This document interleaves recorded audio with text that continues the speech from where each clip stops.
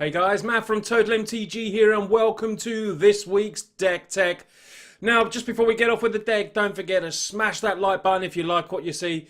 And if you're new to us, hit that subscribe button. Without further ado, let's get on to this week's deck.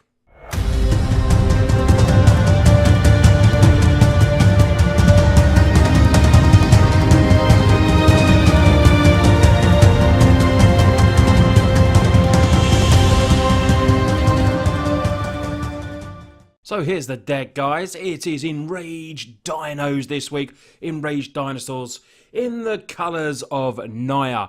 Red, white and green. Coming in at $136.79 tickets with my sponsors, Mana Traders. There will be a link below for you to go and check them out. And use my medium because you get some discount as well if you want to start hiring decks. Anyway, let's start off by looking at the creatures. So we start off with which can be sometimes an all-star for the deck, which is Siegehorn Ceratops. It's a green and a white. We rerun 4 of these. When it's dealt damage, put 2 1/1 counters on it. And as you can see, we've got ways to put damage onto our own creatures, not just our opponents, because normally when our opponents, are putting damage on, it will kill our creatures. And it must survive the damage to get the counters. That is all important when you're using Enrage. We got 4 of these. It can go big as a 4/4, 6/6, 8/8. It's like our Tarmogoyf in Standard for Enrage. We've got a 3 of a Frilled Death Spitter. When this is dealt damage, 2 damage to a target opponent. So you deal damage, yes, it might not kill it. You might just want to get that last bit of damage through. Maybe hit it twice, then do 4 damage in 2 different instances. This is a nice little creature. And of course, it's a 3/2 body, which is very good as well. Ranging Raptors can help us go and get our lands when this is dealt damage. The Enrage feature on this one is search your live for a basic land card, put it onto the battlefield tapped. Now, I did originally run Gifts of Paradise in the deck, but I felt like sometimes I was just ramping too much and not having the creatures, which is why Frilled Death Spitter comes in as just an extra creature, and I put an extra Raptor in the deck as well, because that was just so epic when you can get them triggering off. On to our next Enrage creatures. Possibly thinking of putting this as a 4, but at the moment I can't fit the 4 of Ripjaw Raptor in. It's 2 double green, it's a 4/5 for 4, which is absolutely amazing stats. And when this is dealt damage, you get to draw a card.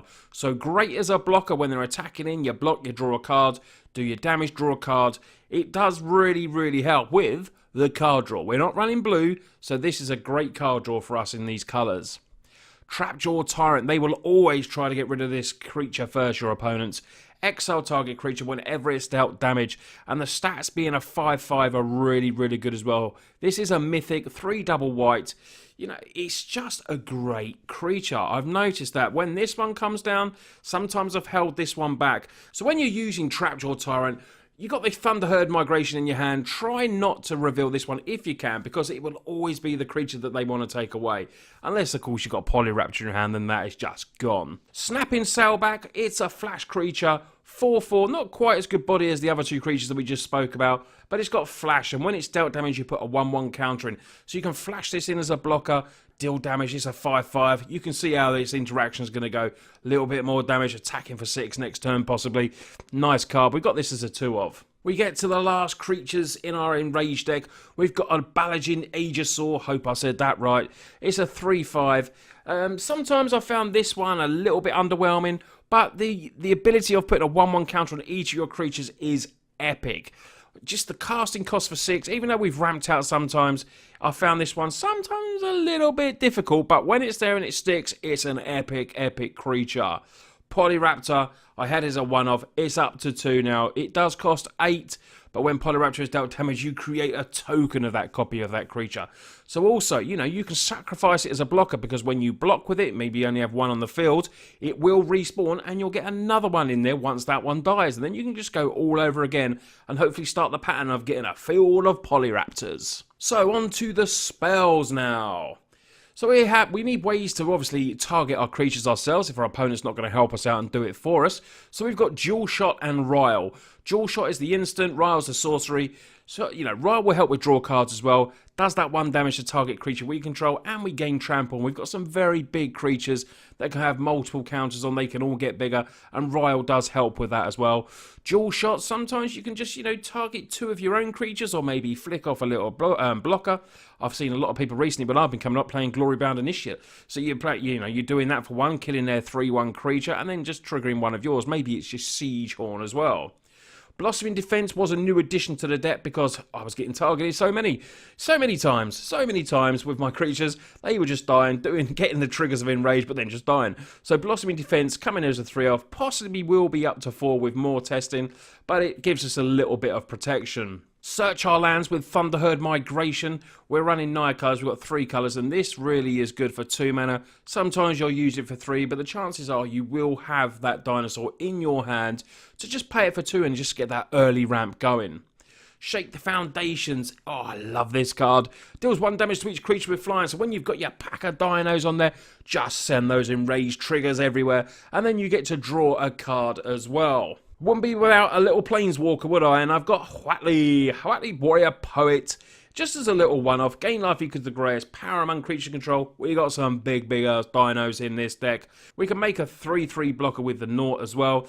And the interesting thing is, sometimes you just want to play Hwatli and then you can kill it straight away. I'm not advising it, but sometimes it works because you can do that 3 damage divided across any of your dino creatures, and it might just be what you need to get the game won. So we'll take a quick look at the lands now. We've got forests, we've got mountains, we've got plains. We've also got a playset of Rootbound Crag, some Petal Grove as well, and a couple of Inspiring Vantage. I hopefully don't want too many tap lands because we want to get stuff down early, which is why we do have a varied amount of basics, because also we've got ways to fetch for them as well. So before we get on to the sideboard, let's talk about the strategy of the deck. Basically, what you want to be doing is getting your early creatures down, and then just, don't rush into playing your dual shots, your riles. Sometimes you might have to wait until you've got your nice little army up there. Then you start hitting your creatures. Sometimes you will utilise your creatures as blockers, and hopefully then it doesn't happen that often. You can use your range triggers, because people are, they're not stupid. They aren't just going to attack in to give you extra benefit of blocking. But just gather your little army. That's what you want to do. And then just start picking your own creatures, doing a little bit of damage. And hope they haven't got a little magma spray in their hand where you're doing 1 damage and then they can just kill it off maybe.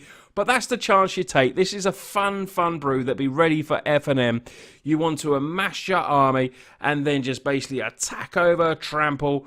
It's just a really good fun deck. So let's get on to the sideboard now. So sideboard, obviously, all up to what your own meta is, but this is what I've got in here at the moment. We've got 1 Sentinel Totem, can help deal with the exile, getting rid of the graveyards, decks that are playing graveyard themes. A Braid Egg helps with all the Gear Hulks. I come across a lot of Gear Hulks, especially when I'm playing my friend Sam and he's playing that combustible that just rips me to pieces. I've got a Braid in there to deal with stuff like that. Heroic Intervention gains everything with Hexproof, will help you against those Fumigate decks. And then we've got an extra bit of it because we want to deal with, some of the, the Search for Ascanta decks. Naturalize will help us destroy that enchantment if we need, and a little bit more help against artifacts as well. Plummet is there, nice destroy target creature with flying. We are a little bit susceptible for flyers, so maybe that can go up to 2 if you're playing, in your meta you've got a lot of flyers.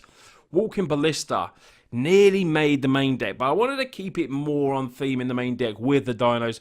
But this can be epic because you could do 1 damage to target creature or player. It's basically your enraged, it's enraged creature on a stick for you. You can play this late game if you want, and then just start pinging your own creatures and then bring it in. The way I'm talking about it is thinking maybe I should have it in the main board because it just sounds really good. Then we've got a couple of Cast Out and a 1 of Settle the Wreckage. And a little Samut the Tested that was in the main deck to start with, but it's been pushed to the sideboard.